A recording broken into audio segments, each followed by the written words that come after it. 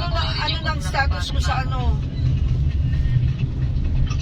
Waiting for approval. Kaso, sabi kasi matagal ka lang activation sa group ngayon. Sabi ko sa ano. Hindi, madali na lang ngayon ang activation.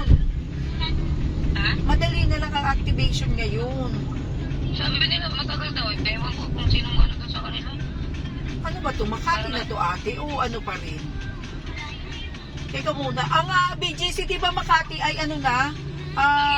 Tagig na, di ba? Apo, taging.